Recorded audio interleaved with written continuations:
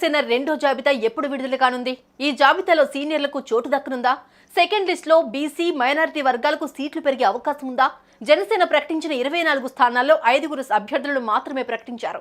ఇంకా 19 స్థానాల్లో అభ్యర్థులను ఖరారు చేయాలి. మరి సెకండ్ లిస్ట్ లో వారి పేర్లు వెల్లడించనున్నారా? ఒకవేళ బీజేపీతో పొత్తు కన్ఫర్మ్ అయితే సీట్ల కేటాయింపు ఎలా ఉండబోతోంది? 0% commission, low and fair prices. Download Volta app now. Enjoy Voltastic rides.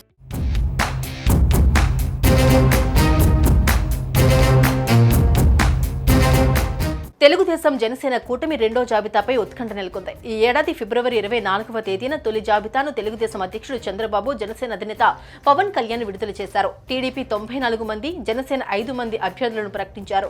జనసేనకు 24 అసెంబ్లీ, 3 ఎంపీ స్థానాలను కేటాయించింది టీడీపీ. 24 స్థానాల్లో కేవలం 5 అభ్యర్థులను జనసేన ప్రకటించింది.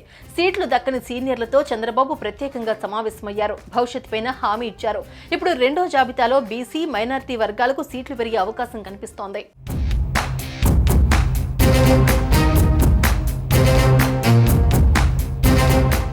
రెండో జాబితాపై చంద్రబాబు, పవన్ కళ్యాణ్ కసరత్తు ప్రారంభించారు. దీంతో టీడీపీ, జనసేన సీనియర్ ముఖ్య నేతల్లో టెన్షన్ వాతావరణం కనిపిస్తోంది. రెండో జాబితాలో అయినా తమ పేర్లు ఉంటాయా లేదా అని ఎదురు చూస్తున్నారు. ఇప్పటికే కీలక నియోజకవర్గాలకు దాదాపు అభ్యర్థులను ప్రకటించింది టీడీపీ. ఇంకా కొన్ని స్థానాల్లో టీడీపీ, జనసేన అభ్యర్థులు ఖరారు కావాల్సి ఉంది.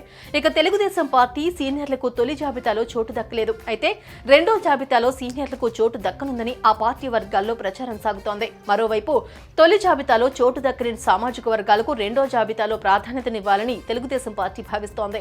రెండో విడతలోనూ బీసీ, వైశ్య, మైనారిటీ ఈక్వేషన్లపై చంద్రబాబు, పవన్ కసరత్తు చేస్తున్నారు. మరోవైపు 3 పార్లమెంటు స్థానాలు జనసేనకు కేటాయించడంతో 3 అభ్యర్థులు ఎవరెవరై ఉంటారో అని జన సైనికుల్లో సర్వత్రా ఆసక్తి నెలకొంది.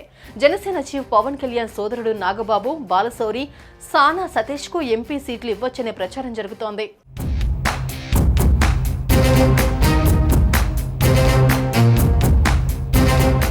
టీడీపీ నుంచి టికెట్ ఆశిస్తున్న సీనియర్లు చంద్రబాబుతో ప్రత్యేకంగా మాట్లాడుతున్నారు. మైలవరం, దేవినేని ఉమా, గురజాల ఎరపతినేని లేదా జంగా కృష్ణమూర్తి, దెందులూరు చింతమనేని ప్రభాకర్, ఎచ్చర్ల కళా వెంకట్రావు, రాజమండ్రి రూరల్ గోరంట్ల బుచ్చయ్య చౌదరి, పెందుర్తి బండారు సత్యనారాయణమూర్తి, చీపురుపల్లి లేదా భీమిలి గంటా శ్రీనివాసరావు, కొవ్వూరు జౌహర్, పెనుగొండ బీకే పార్థసారథి, ఉంగుటూరు గన్ని వీరాంజనేయులు టికెట్లు ఆశిస్తూ ఉన్నారు.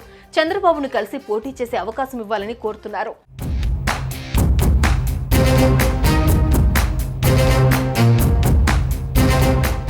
వైసీపీ నుంచి టీడీపీలోకి చేరికలు ఉంటాయని ఆ పార్టీ నేతలు చెబుతున్నారు. నర్సరావుపేట ఎంపీ లావు శ్రీకృష్ణదేవరాయలు, ఎమ్మెల్యేలు వసంత కృష్ణ ప్రసాద్, వైసీపీ ఎమ్మెల్సీ జంగా కృష్ణమూర్తి సహా పలువురు కీలక నేతలు టీడీపీలో చేరనున్నారు.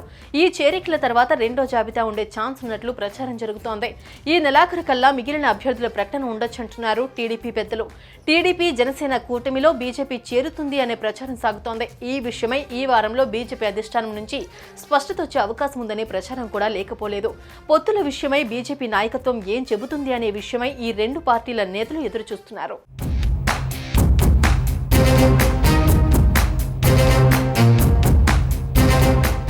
మొత్తంగా మార్చి 2వ వారంలోగా సెకండ్ లిస్ట్ ను విడుదల చేయాలని తెలుగుదేశం, జనసేన భావిస్తోంది. తెలుగుదేశం పార్టీ నుండి 20 నుండి 25 స్థానాలను, జనసేన 10 నుండి 12 స్థానాల్లో అభ్యర్థులను ప్రకటించే అవకాశం ఉంది.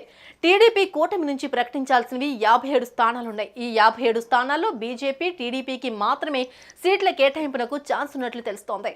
బీజేపీ పొత్తు ఖాయమైతే ఆ పార్టీకి ఏ సీట్లు ఇస్తారనేది ఇప్పుడు ఈ రెండు పార్టీల్లో కూడా ఆసక్తికరంగా మారింది.